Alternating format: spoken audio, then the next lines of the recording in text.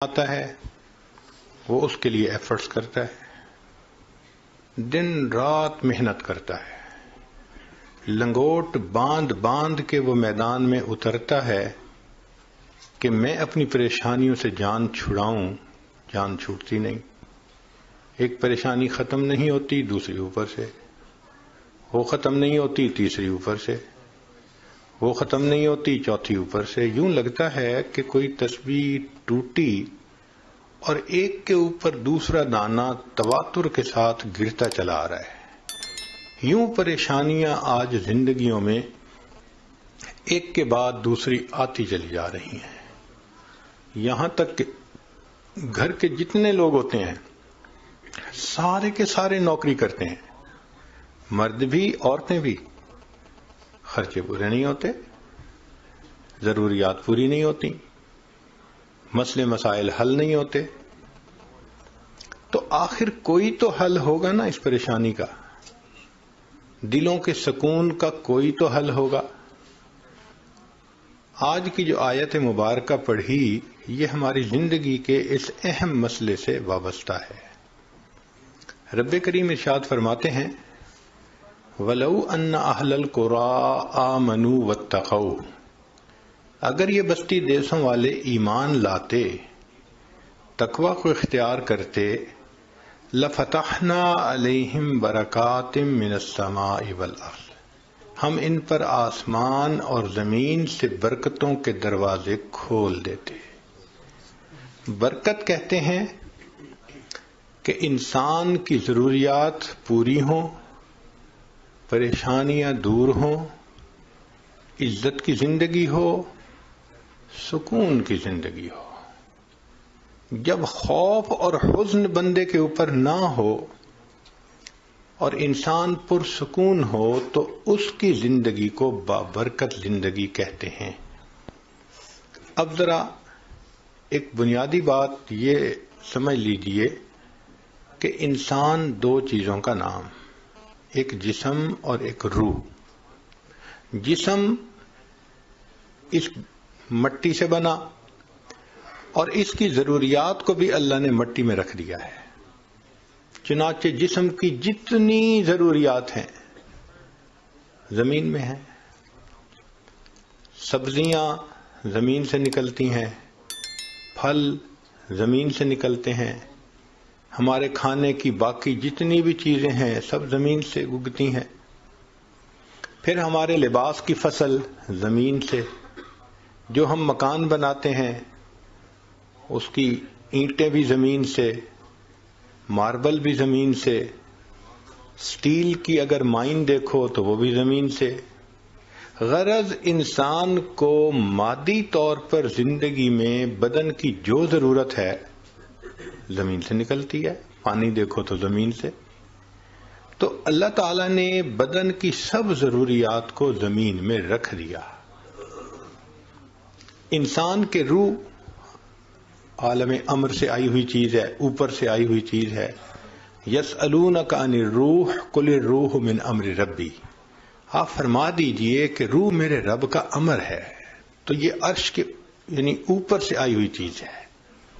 اب اس روح کی ضروریات بھی اوپر ہی سے آنے والے انوار و تجلیات ہیں، تو جسم کی ضرورت اور ہے، روح کی ضرورت اور ہے۔ کھانا مل گیا، پانی مل گیا، گھر مل گیا، لباس مل گیا، بدن کی ضرورتیں پوری ہو گئیں، مگر روح کی ضرورتیں اور ہیں۔ وہ کیا ہیں کہ جب انسان کے دل کے اندر نور اترتا ہے، نبی علیہ السلام نے ارشاد فرمایا علیکم بمجالس العلماء، تمہارے اوپر لازم ہے کہ علماء کی مجالس اختیار کرو، واستماع کلام الحکماء، اور تم داناؤں کی باتوں کو سنو، فإن اللہ تعالی یحیی القلب المیت، کہ اللہ تعالی مردہ دلوں کو اس طرح زندہ کرتے ہیں جس طرح کہ بارش سے مردہ زمین کو زندہ فرما دیتے ہیں۔ تو مردہ زمین بارش سے زندہ ہو جاتی ہے اور مردہ دل حکمت کی نور بھری علم بھری باتوں سے زندہ ہو جاتے ہیں۔ تو اس کا مطلب یہ ہوا کہ روح کی غذا نور ہے جو اللہ رب العزت کی طرف سے اترتا ہے. اب آج جسم کو اگر غذا نہ ملے تو جسم کمزور، بیمار، اٹھنا مشکل، کوئی وزن اٹھانا مشکل، اس لیے کہ بدن بیمار جو ہے. اسی طرح روح کو غذا نہ ملے تو روح کے لیے اعمال کرنے مشکل، نماز پڑھنی مشکل، تلاوت مشکل، تہجد میں اٹھنا مشکل، نظر کا حفاظت مشکل، سچ بولنا مشکل، سارے نیک اعمال مشکل ہو جاتے ہیں. اور یہ تو ہم تجربہ کرتے ہی ہیں. ہم چاہتے ہیں کہ نظر کی حفاظت کریں، نہیں کر پاتے. ہم چاہتے ہیں کہ کسی کو ہرٹ نہ کریں، پھر کر بیٹھتے ہیں. ہم چاہتے ہیں غصہ نہ آئے، پھر آ جاتا ہے. اس کا مطلب یہ کہ روح کمزور ہے، وہ یہ اعمال کرنے سے قاصر ہے. اس لیے اللہ تعالیٰ نے فرمایا نماز کے بارے میں وَإِنَّهَا لَكَبِيرَةٌ إِلَّا عَلَى الْخَاشِعِينَ، یہ نماز بھاری ہے سوائے ان لوگوں کے جن کے دلوں میں خشوع ہوتا ہے. ان کے لیے نماز آسان ہے، ہلکی ہے، اور جن کے دل منور نہیں خشوع سے، ان کے اوپر نماز بوجھ ہوتا ہے. الارم لگا کے سوتے ہیں، بج بج کے الارم تھک جاتا ہے، آنکھ نہیں کھلتی. کہتے ہیں جی فجر قضا ہو جاتی ہے، کیا کریں جی نماز کے لیے فرصت ہی نہیں ملتی. اور بسا اوقات تو ایسا کہ نماز تو پڑھ لی، دعا مانگنے کی توفیق نہیں ہوتی. آپ ذرا غور کریں کہ کئی مرتبہ آپ یا بعض لوگ آدھے منٹ کی دعا، 1 منٹ کی دعا، بس دعا کے لیے ہاتھ اٹھائے اور چند سیکنڈ کے بعد ہاتھ منہ پہ پھیر کے چلے گئے. دعا مانگنے کو دل نہیں کرتا. ہمارے پاس ایک صاحب آئے، کہنے لگے جی میں کیا کروں، پچھلے 16 سال سے مجھے دعا مانگنے کو جی نہیں کرتا. اب بتائیں فَإِنَّهَا مِنْ أَعْظَمِ الْمَصَائِبِ، یہ تو بڑی مصیبت ہے کہ بندے کا دل ہی نہ کرے دعا مانگنے کو. تو یہ پریشانیاں ہماری کیسے ختم ہوں؟ آج ہر بندہ اسی سوچ میں لگا ہوا ہے، اور آج کا عنوان یہی ہے کہ ہماری پریشانیوں کا حل کیا ہے. اللہ تعالیٰ فرماتے ہیں اگر یہ بستی دیسوں والے ایمان لاتے، تقوی کو اختیار کرتے، ہم ان کو آسمان اور زمین سے برکتوں کے دروازوں کو کھول دیتے. یہ برکت کا لفظ آپ کو انگریزی کی ڈکشنری میں نہیں ملے گا، اس لیے کہ اس کا تعلق فقط ایمان والوں کے ساتھ ہے، مومن کے ساتھ ہے. مومن کی زندگی میں برکت ہوتی ہے، دوسرے کی زندگی برکت سے خالی ہوتی ہے. اس لیے آپ دیکھ لیں کہ آج جو ایمان کی نعمت سے فیض یاب نہیں، ان کی زندگی پریشانیاں، اور جتنا ان کا بڑھاپا خراب ہوتا ہے اور جتنا ان کو تنہائی کا عذاب بھگتنا پڑتا ہے، ان کے تو حال سن کے بندے حیران ہو جاتے ہیں کہ ان کے ساتھ گزرتی کیسے ہے. ایمان والوں کی زندگیوں میں برکت ہوتی ہے. یہ برکت ہے کیا چیز؟ شاید لفظ سے تو بات سمجھ میں نہ آئے، مثال سے جلدی سمجھ میں آ جائے گی. آپ نے دیکھا ہوگا کہ یہ جو کتیا ہے یہ کبھی 4 بچے دیتی ہے، کبھی 5، کبھی 6، کبھی 7 بچے، 9 بچے بھی ایک کتیا کے ہوتے ہیں. یعنی اتنی کثیر اولاد ہوتی ہے. اور اللہ نے اسی لیے اس کے تھن بھی زیادہ بنائے ہیں کہ اتنے بچے دودھ پی سکتے ہیں ایک وقت میں. اور ایک ہے بکری. آپ نے دیکھا ہوگا کہ بکری کے اندر یا تو ایک بچہ یا 2 بچے، 2 سے زیادہ تو بہت ہی کم ہوتا ہوگا، ورنہ روٹین یہی ہے کہ بکری کا یا ایک بچہ یا 2 بچے. اور پھر بکری کٹتی بھی ہے. انسانوں کو ضرورت ہوتی ہے کھانے کی، مٹن کی، تو وہ اس کو ذبح بھی کرتے ہیں. اب جس کے بچے بھی یا ایک ہوتا ہے یا 2 ہوتا ہے اور پھر ذبح بھی ہوتے ہیں، اس کو دیکھ لو کہ اللہ اس کی نشو و نما کیسے کرتے ہیں. اور کتیا کے بچوں کو بھی دیکھ لو. کتیا کا بچہ آپ کو کہیں نظر آئے گا کوئی ایک، اور بکریوں کے ریوڑ نظر آئیں گے سینکڑوں بکریاں. تو حیران ہوتے ہیں یا اللہ جن کے 7 بچے ہوتے تھے ان کے ریوڑ کیوں نہیں ہوتے بھائی؟ ہونا تو یہ چاہیے تھا کہ کہیں 200 کتے پھرتے، کہیں 400 کتے پھرتے، لیکن اس میں اللہ نے برکت نہیں رکھی۔ حدیث مبارکہ میں ہے، نبی علیہ السلام نے فرمایا بکری پالو، اللہ نے بکری پالنے میں برکت رکھ دی ہے۔ اب بکری میں برکت ایسی ہے کہ چاہے ایک بچہ ہو یا 2 بچے ہوں، اور چاہے ایمان والے ہزاروں بکریوں کو روزانہ ذبح کرتے رہیں، ریوڑ اگر نظر آئیں گے تو آپ کو بکریوں کے ہی نظر آئیں گے۔ یہ کیا چیز ہے؟ یہ برکت ہے جو اللہ نے رکھ دی ہے۔ تو ہم کماتے تو بہت ہیں، باپ بھی کما رہا ہے، بیٹا بھی کما رہا ہے، بیٹی بھی کما رہی ہے، بیوی بھی کما رہی ہے، سب کما رہے ہیں،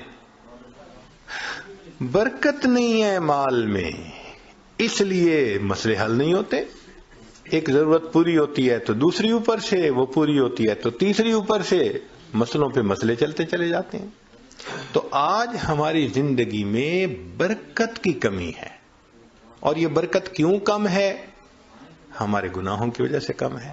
ہماری زندگیوں میں تقوی نہیں، خدا خوفی نہیں، گناہوں سے ہم بچتے نہیں، جس وجہ سے برکت ہماری زندگیوں سے نکل گئی ہے۔ اب جب برکت نکل گئی تو سکون کہاں سے ملے؟ دل کا اطمینان کہاں سے ملے؟ ذرا سنیے کہ برکت جب زندگی میں ہوتی ہے تو اللہ رب العزت کیسے مہربانی کا معاملہ فرما دیتے ہیں۔ ہمارے اکابر کو اللہ نے علم میں برکت عطا فرمائی تھی، لہذا ایک ایک بزرگ کے پاس اتنا علم ہوتا تھا کہ انسان ان کے علم پہ حیران ہوتا ہے۔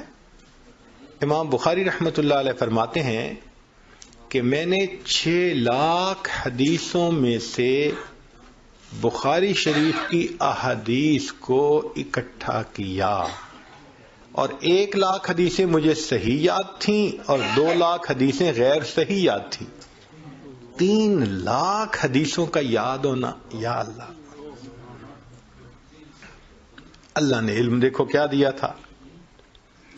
امام اعظم ابو حنیفہ رحمۃ اللہ علیہ کا علم دیکھیے کہ اللہ رب العزت نے ان کو کیا علم دیا تھا کہ وہ جو بات ہوتی تھی اس کے تہ تک پہنچ جاتے تھے، اور ہر بات کی سند قرآن اور حدیث سے نکالتے تھے۔ تو اللہ رب العزت نے ان کو علم کا سمندر بنا دیا تھا۔ چنانچہ ایک مرتبہ امام اعظم رحمۃ اللہ علیہ بیٹھے ہوئے تھے، ایک بوڑھا آیا اور آ کے پوچھتا ہے کہ لا ولا نہیں، واو او واوین۔ بوڑھے نے کہا آ کے واو او واوین، تو امام صاحب نے فرما دیا واوین۔ وہ چلا گیا اور جاتے ہوئے کہہ گیا لا ولا۔ اب امام صاحب کے تقریباً 40 شاگرد تھے جو مشورت میں شامل ہوتے تھے، اور وہ سب بڑے بڑے فقہا، بڑے بڑے محدثین تھے۔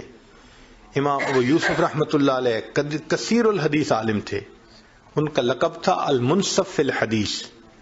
امام محمد رحمۃ اللہ علیہ بڑے فقیہ تھے۔ امام ظفر رحمۃ اللہ علیہ وہ ماشاءاللہ اپنے فن کے امام تھے۔ ایسے ایسے بزرگ، داؤد طائی رحمۃ اللہ علیہ تقوی کے پہاڑ تھے، اور یہ سب امام حنیفہ رحمۃ اللہ علیہ کے شاگردوں میں سے تھے۔ سوچتے رہے کہ پوچھنے والے نے کیا پوچھا اور امام صاحب نے کیا بتایا، پورا دن سوچتے رہے، کچھ سمجھ نہیں آیا۔ شام کو کہنے لگے حضرت ہمیں بتائیں اس بوڑھے نے کیا کہا، آپ نے کیا جواب دیا؟ آپ نے فرمایا بھئی اس نے مجھ سے ایک مسئلہ پوچھا تھا۔ حضرت یہ کون سا مسئلہ ہے واو او واوین؟ تو حضرت نے فرمایا کہ دیکھو اشارے میں اس نے پوچھا تھا کہ امام صاحب مجھے التحیات کیسے پڑھنی ہے، 1 واو کے ساتھ یا 2 واو کے ساتھ؟ ہم حنفی لوگ جو ہیں 2 واو کے ساتھ پڑھتے ہیں، التحیات للہ والصلوات والطیبات، تو 2 واو استعمال ہوئے نا، اور باقی لوگ 1 واو سے پڑھتے ہیں۔ تو مجھ سے اس نے مسئلہ پوچھا واو او واوین کہ التحیات میں مجھے 1 واو سے پڑھنی ہے عبارت یا 2 واو سے؟ تو میں نے جواب دے دیا واوین، بھائی 2 واو سے پڑھنی ہے۔ تو وہ مطمئن ہو گیا۔ حضرت مطمئن تو ہو گیا، لیکن جاتے ہوئے لا ولا کہہ گیا، یہ کیا تھا؟ فرمانے لگے وہ مجھے دعا دے گیا، بھئی لا ولا تو کوئی دعا نہیں ہوتی.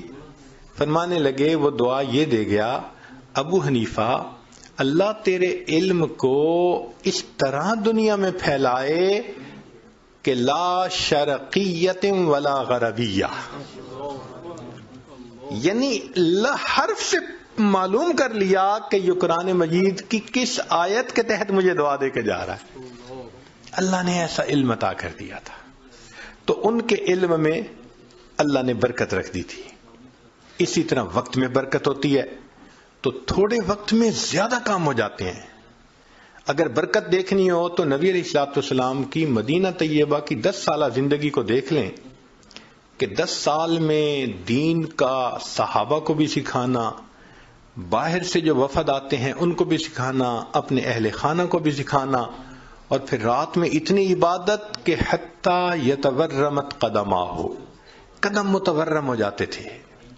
یہ وقت کی برکت ہے کہ 10 سال میں آپ نے دنیا میں انقلاب پیدا کر دیا. قوموں کی زندگی میں 10 سال تو بڑا تھوڑا سا عرصہ ہوتا ہے. آپ دیکھ سکتے ہیں ارد گرد میں کہ 10 سال میں تو کہیں بھی تبدیلی نہیں آتی، بلکہ 10 سال میں تو ملک اپنی ڈائریکشن سیدھی نہیں کر پاتے کہ کدھر جانا ہے ہم نے. مگر نبی علیہ الصلوۃ والسلام نے 10 سال کے عرصے میں اتنا بڑا انقلاب پیدا کر دیا. یہ وقت کی برکت نہیں تو پھر اور کیا ہو سکتا ہے. دیکھیے اللہ رب العزت نے ایک محدث تھے، ان کے وقت میں برکت ڈالی. چنانچہ جب وہ فوت ہوئے تو انہوں نے زندگی میں جتنی کتابیں لکھی تھیں ان کے صفحات کو، پیجز کو کاؤنٹ کیا گیا، اور ان کی زندگی کے جتنے پورے دن تھے ان کے اوپر ڈیوائیڈ کیا گیا تو پر ڈے 40 پیجز بنے. اب آپ سوچئے کہ ایک دن میں ہم 40 پیجز پڑھ نہیں سکتے، وہ نئی کتاب کے 40 پیجز لکھ لیا کرتے تھے. یہ برکت نہیں تو اور کیا ہے. چنانچہ اگر پہلے 15 سال جو علم حاصل کرنے کے ہیں وہ نکال دیں تو پھر تو ایوریج 40 کی بجائے شاید 60-70 ہی ہو جائے. جو کتاب لکھتے ہیں وہ مہینے میں جا کے چند صفحے لکھ پاتے ہیں، سالوں لگتے ہیں ایک کتاب کے لکھنے میں. ان کو اللہ نے ایسی برکت وقت کی دی. شیخ الحدیث مولانا محمد زکریا رحمۃ اللہ علیہ لکھتے ہیں کہ ہر دن کے 40 صفحے بنتے تھے جو وہ نئے لکھتے تھے. اللہ نے وقت میں برکت عطا فرما دی تھی. حضرت اختر تھانوی رحمۃ اللہ علیہ کی زندگی کو دیکھو. چنانچہ ان کی اپنی 2600 کتابیں جو اس وقت پبلش ہوئی موجود ہیں.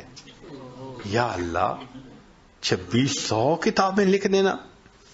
علم میں بھی کام کیا، تصوف و سلوک میں بھی کام کیا، لوگوں کی اصلاح کے لیے بھی ان کو وقت دیتے تھے، تفسیر بھی لکھی، حدیث پہ بھی لکھا، فقہ پہ بھی لکھا. سبحان اللہ، اللہ کی شان. اس کو کیا کہتے ہیں؟ تھوڑے وقت میں زیادہ کام کا کر لینا، اس کو برکت کہتے ہیں. تو اللہ رب العزت نے ان کو برکت عطا فرمائی تھی. تو دیکھیے علم میں بھی برکت، وقت میں بھی برکت، اور پھر قوت حافظہ میں بھی برکت. ایسی قوت حافظہ، ایک بات پڑھ لی 20-20 سال نہیں بھولتی تھی، 25-25 سال نہیں بھولتی تھی. سبحان اللہ. علامہ انور شاہ کشمیری رحمۃ اللہ علیہ ایک مرتبہ ان کو کسی مقدمے میں مناظرہ کے لیے عدالت میں آنا پڑا تو مخالف نے ایک عبارت پڑھی تو حضرت نے فرمایا کہ یہ کتاب مجھے دو، اس کتاب کے اندر مجھے تبدیلی نظر آتی ہے. انہوں نے کہا کہ لے لیں. حضرت نے کتاب دیکھی، فرمایا کہ اس کتاب میں تو عبارت یہ ہے مگر یہ تھوڑا کٹ کر کے چھاپی گئی ہے، لہذا میں اپنی کتاب منگواتا ہوں. جب اوریجنل نسخہ منگایا اور اس کو پڑھا گیا تو عبارت کا مفہوم بالکل ہی کچھ اور تھا. انہوں نے درمیان میں ایک سطر کو ختم کر کے اس طرح کتاب کو پرنٹ کیا کہ مطلب کچھ اور بن جاتا تھا. تو جج بڑا حیران ہوا. اس نے کہا کہ آپ نے یہ عبارت کب پڑھی؟ فرمانے لگے یہ عبارت میں نے آج سے 25 سال پہلے پڑھی تھی. 25 سال پہلے کی پڑھی ہوئی عبارت یاد تھی کہ درمیان میں کچھ چیزوں کو مس کر دیا گیا ہے. اس کو قوت حافظہ کی برکت کہتے ہیں. ایک بزرگ گزرے ہیں ابو زرعہ رحمت اللہ علیہ، بڑے محدث تھے، حدیث پاک پڑھاتے تھے. اس زمانے میں ایک کپل تھا، دونوں جوان العمر، اور اچھی زندگی گزار رہا تھا. مگر ہوا یہ کہ ایک دن بیوی انتظار میں تھی اور خاوند کو ان کی مجلس میں کچھ دیر ہو گئی. جن روٹین تھا کہ اتنے بجے گھر پہنچ جاتے تھے وہ نہیں پہنچ سکے، تو بیوی مائنڈ کر گئی، غصے میں آ گئی. جب خاوند گھر پہنچا تو اس نے کہا کہ آپ دیر سے کیوں آئے؟ اس نے کہا آپ کو پتہ ہے کہ میں ان سے علم پڑھنے کے لیے جاتا ہوں تو وہاں مجھے دیر ہو گئی. اس نے غصے میں کہہ دیا تیرے استاد کو کچھ نہیں آتا، تو وہاں سے جا کے کیا سیکھے گا؟ اب اپنے بارے میں تو بات بندہ برداشت کر جاتا ہے، باپ کے بارے میں یا استاد کے بارے میں برداشت کرنا ذرا مشکل ہو جاتا ہے. تو آگے سے خاوند نے یہ کہہ دیا کہ اگر مجھے میرے استاد کو 1,00,000 حدیثیں یاد نہ ہوں تو میری طرف سے تجھے طلاق ہے. غصے میں بات کر گیا. اب رات تو گزر گئی، صبح اٹھے تو بیوی بھی ریگریٹ کر رہی ہے، بھائی میں غصے میں تھی تو مجھے اس کے استاد کو تو برا نہیں نہ کہنا چاہیے تھا. اور خاوند بھی کہنے لگا کہ چلو اگر وہ غلطی کر گئی تھی تو مجھے بھی تو غصے میں ایسی بات نہیں کرنی چاہیے تھی. بیوی نے پوچھا اب کیا کریں؟ اس نے کہا بھائی یہ تو کنڈیشنل ہے مسئلہ، تو میں جا کے امام صاحب سے پوچھتا ہوں. چنانچہ وہ ابو زرعہ رحمت اللہ علیہ کے پاس آیا اور جا کے مسئلہ کہا کہ حضرت ہم دونوں نے بے وقوفی کر لی، تو اب آپ بتائیں کہ طلاق ہوئی یا نہیں ہوئی؟ تو ابو زرعہ رحمت اللہ علیہ نے بات سنی اور فرمایا کہ جاؤ جا کے میاں بیوی کی طرح رہو، اس لیے کہ 1,00,000 حدیثیں مجھے اس طرح یاد ہیں جس طرح لوگوں کو سورہ فاتحہ یاد ہوتی ہے. اس کو قوت حافظہ کی برکت کہتے ہیں. جب اللہ تعالی میموری میں برکت دے دیتے ہیں نا، پھر بات بھولتی نہیں ہے. امام بخاری رحمت اللہ علیہ کی بات سن لیجئے کہ ان کی قوت حافظہ کیسی تھی. آپ ایک مرتبہ بغداد گئے، وہاں کے علماء نے بڑے اعلانات کروائے کہ جی یہ کم عمر آدمی ہیں مگر بڑے حافظ حدیث ہیں، لاکھوں حدیثیں یاد ہیں، وہ آ رہے ہیں. اور انہوں نے شایان شان استقبال بھی کیا، اور استقبال کرنے کے بعد انہوں نے ایک مجلس رکھی. اس مجلس میں بھی انہوں نے اعلان کیا کہ بھئی یہ حافظ الحدیث ہیں اور ان کی قوت حافظہ بڑی اچھی ہے، اور ہم ان سے کچھ احادیث کے بارے میں پوچھیں گے. اور اصل میں انہوں نے 10 بندوں کو تیار کیا ہوا تھا، اور ہر بندے کو 10 حدیثیں دی تھیں جن میں کہیں سند کے اندر غلطی تھی کہیں نہ کہیں، اور کہا تھا بھی تم سب ان سے نہ باری باری پوچھنا. اب ایک طرف تو خوب اعلان تشہیر کہ یہ حافظ حدیث ہیں، حافظ حدیث ہیں، تو امیج تو یہی بنتا ہے نا کہ بھئی ایسا بندہ کہ حدیث پڑھو گے تو وہ فوراً کہے گا ہاں مجھے پتہ ہے حافظ حدیث کے ہوئے. مگر یہاں معاملہ ڈیفرنٹ تھا. ذرا اندازہ لگائیے کہ ٹیسٹ کرنے والوں نے بھی کیسی ٹیسٹنگ کی. جب امام صاحب کی خوب تعارف کروا دیا، تعریفیں کر دیں، تو بٹھا دیا. ایک بندہ کھڑا ہوا، جی مجھے کچھ حدیثیں آپ سے معلوم کرنی ہے. فرمایا پوچھو. اس نے پہلی حدیث پڑھی، آپ کو آتی ہے؟ فرمایا لا مجھے نہیں آتی. دوسری پڑھی، لا مجھے نہیں آتی. تیسری مجھے نہیں آتی. تیسری، چوتھی، پانچویں، 10 حدیثیں پڑھیں، اور امام صاحب کہتے ہیں لا مجھے نہیں پتا، مجھے نہیں پتا. اب عام بندہ کیا سوچے گا کہ یہ کہاں سے حافظ آ گیا، اس کو تو آتا ہی کچھ نہیں ہے. تو ایک سائیکولوجیکل پریشر انہوں نے ڈالا ان کے اوپر کہ بندے کا دل کرتا ہے یار میں کسی پہ تو ہاں کہوں نا کہ یہ مجھے آتی ہے. آپ نے کہا لا.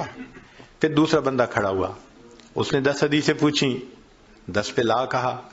پھر تیسرا کھڑا ہوا، چوتھا کھڑا ہوا، پانچواں، حتیٰ کہ 10 کے 10 کھڑے ہوئے، اور انہوں نے اپنی اپنی حدیثیں پوچھی، اور آپ نے 100 حدیثیں سن کے کہا لا مجھے نہیں معلوم۔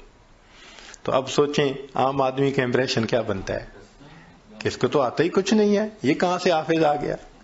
جب اتنا پریشر انہوں نے برداشت کر لیا اور 10 کے 10 بندے بیٹھ گئے، تو پھر امام صاحب کہنے لگے اچھا اب ذرا سنو، پہلے بندے نے یہ حدیث پڑھی، جو اس نے غلط پڑھی تھی آپ نے پہلے غلط پڑھی جو ایک ہی دفعہ سنی تھی، اور پھر فرمایا صحیح حدیث یہ ہے، پھر صحیح حدیث پڑھ لی۔ پھر دوسری حدیث اس نے یہ پوچھی تھی، غلط پڑھی، پھر صحیح پڑھی۔ حتیٰ کہ امام صاحب نے جس ترتیب سے انہوں نے 100 حدیثیں پوچھی تھیں، ایک مرتبہ سن کر 100 حدیثوں کو پڑھ دیا، پھر صحیح حدیثوں کو بھی سنا دیا۔ کیا قوت حافظہ ہوگی کہ ایک دفعہ سننے پر یاد ہو جاتی تھی حدیث ان کو۔ یہ کیا چیز ہے؟ یہ قوت حافظہ کی برکت کہلاتی ہے۔ ایک ہوتی ہے رزق میں برکت۔ رزق کی برکت کیا؟ کہ اللہ تعالیٰ انسان کو جو دیتے ہیں وہ ان کے ضروریات کے لیے پورا ہو جاتا ہے۔ کھانے میں بھی برکت ہوتی ہے، اللہ تعالیٰ فضل فرما دیتے ہیں۔ چنانچہ کتنی بار ایسا ہوا، نبی علیہ الصلوۃ والسلام کی مبارک زندگی کا ایک واقعہ ہے کہ آپ صلی اللہ علیہ وسلم کو بہت بھوک لگی ہوئی تھی، تو آپ صلی اللہ علیہ وسلم باہر تشریف لائے۔ ابو ہریرہ رضی اللہ عنہ کہتے ہیں کہ مجھے تو اتنی بھوک تھی، کئی دن سے کچھ نہیں کھایا تھا، میں مسجد نبوی کے دروازے پہ لیٹ گیا تھا، یعنی مجھ سے بیٹھا بھی نہیں جاتا تھا، اتنی بھوک تھی میرے اندر۔ میں لیٹ گیا تھا کہ بھئی چلو جو یہاں سے گزریں گے وہ مجھے دیکھیں گے تو کوئی نہ کوئی مجھے کھانے کی دعوت دے گا تو مجھے بھی کچھ مل جائے گا۔ اب ابو بکر صدیق رضی اللہ عنہ آئے، سلام کیا، چلے گئے۔ میں سمجھ گیا ان کے بھی گھر میں کچھ نہیں پکا ہوگا، ورنہ تو یہ مجھے دعوت دیتے۔ عمر رضی اللہ عنہ آئے، سلام کیا اور گزر گئے۔ میں نے کہا ان کو بھی اندازہ ہوگا کہ گھر میں پتہ نہیں ہے یا نہیں، مجھے نہیں آفر کیا۔ پھر نبی علیہ السلام تشریف لائے، ابو ہریرہ یہاں پر کیوں ہو؟ اللہ کے نبی صلی اللہ علیہ وسلم کھانے کو کچھ ہے نہیں، بھوک لگی ہوئی ہے۔ اچھا ابو ہریرہ رضی اللہ عنہ اور میرے ساتھ چلو۔ تو نبی علیہ الصلوۃ والسلام ابو ہریرہ رضی اللہ عنہ کو لے کر گھر گئے، اور وہاں تشریف لے جا کر آپ نے پیغام بھیجا، بھئی کچھ کھانے کی چیز ہو تو بھجوائیں۔ ام المومنین نے پیغام بھیجا، اے اللہ کے حبیب صلی اللہ علیہ وسلم ایک پیالہ دودھ ہے اور کچھ نہیں ہے۔ فرمایا بھیج دو۔ ابو ہریرہ رضی اللہ عنہ کہتے ہیں کہ مجھے کچھ امید لگ گئی کہ چلو بھئی ایک پیالہ دودھ تو ملے گا نا، کچھ تو پیٹ میں جائے گا، کچھ تو سہارا ہوگا۔ لیکن جب وہ ایک پیالہ دودھ آیا تو نبی علیہ السلام نے فرمایا ابو ہریرہ جاؤ اور اصحاب صفہ کو بلا کے لاؤ۔ اب اصحاب صفہ کم و بیش 70 ہوتے تھے، کبھی کم کبھی زیادہ۔ تو فرماتے ہیں کہ میں اصحاب صفہ کو بلانے چلا تو میں سوچ رہا ہوں کہ ایک پیالہ دودھ اور 70 بندے، اور پھر یہ بھی مجھے خیال آ رہا تھا کہ چونکہ میں ہی بلانے جا رہا ہوں تو نبی علیہ السلام میرے ہی ذمہ لگائیں گے کہ تم ان کو پلاؤ، تو پلانے والی کی باری تو بعد میں آتی ہے، تو اس کا مطلب میں بھی 70 کے آخر پہ، تو بھئی ایک پیالے میں سے کیا دودھ بچے گا؟ اب میں سوچتا ہوا جا رہا ہوں، میں بلا کے لے آیا۔ نبی علیہ السلام نے فرمایا ابو ہریرہ ان کو دودھ پلاؤ۔ میں نے پہلے والے کو دودھ دے دیا، اس نے پیا جتنا چاہا، پھر دوسرے کو پلایا، تیسرے کو پلایا۔ فرماتے ہیں کہ 70 بندوں نے دودھ کا پیالہ پیا اور دودھ جیسے تھا ویسے ہی تھا۔ پھر میری باری آ گئی، نبی علیہ السلام مجھے دیکھ کر مسکرائے، فرمایا ابو ہریرہ اور پی۔ تو میں نے پینا شروع کر دیا۔ فرماتے ہیں کہ حتی شبعت، میرا پیٹ بھر گیا دودھ پی پی کے۔ میں نے کہا اللہ کے نبی صلی اللہ علیہ وسلم میں نے بہت پیا۔ فرمایا اور پی۔ تو کہتے ہیں میں نے پھر پیا حتیٰ کہ پیٹ بھر گیا۔ نبی صاحب مسکرائے، فرمایا اور پی۔ میں نے کہا اللہ کے حبیب صلی اللہ علیہ وسلم اور نہیں پیا جاتا۔ تو نبی علیہ السلام نے وہ پیالہ خود لیا، نوش فرمایا، اور پھر جا کر دودھ ختم ہوا۔ اس کو کہتے ہیں برکت، کہ ایک پیالہ دودھ اتنے لوگوں نے پیا اور اللہ نے ان کی بھوک کو مٹا دیا۔ جابر رضی اللہ تعالیٰ عنہ میدان احد میں آئے، جنگ خندق میں آئے اور نبی علیہ السلام سے عرض کرنے لگے، اے اللہ کے نبی صلی اللہ علیہ وسلم، میری بیوی نے ایک چھوٹا بکری کا بچہ تھا گھر میں، وہ ذبح کروایا اور آپ کے لیے کھانا بنوایا کہ آپ نے بہت دیر ہو گئی کھانا نہیں کھایا، تو اے اللہ کے نبی صلی اللہ علیہ وسلم آپ تشریف لائیے، کھانا کھا لیجیے۔ ان کا گھر احد، وہ جو جگہ تھی نا خندق کی، اس کے بالکل قریب تھا۔ نبی علیہ الصلوۃ والسلام نے جب سنا تو آپ نے فرمایا کہ اچھا سارے لشکر والوں کو بتا دو کہ جابر کے گھر دعوت ہے، یہ چند بندے گروپ بنا کے آتے جائیں، کھانا کھاتے جائیں، اور فرمایا جابر تم جاؤ اور میرے آنے تک کھانے کو تقسیم نہ کرنا، بند رکھنا۔ جابر لانو گھر آئے، او اللہ کی بندی، میں نے تو نبی علیہ السلام کو دعوت دی اور اللہ کے حبیب صلی اللہ علیہ وسلم نے سب کا اعلان کروا دیا کہ جابر کے گھر دعوت ہے، اور یہ تو بکری کا چھوٹا سا بچہ۔ عورت بڑی سمجھدار تھی، اس نے کہا کہ مجھے یہ بتاؤ کہ آپ نے سب کو انوائٹ کیا ہے یا اللہ کے حبیب صلی اللہ علیہ وسلم نے سب کو انوائٹ کیا ہے؟ انہوں نے کہا میں نے نہیں کیا،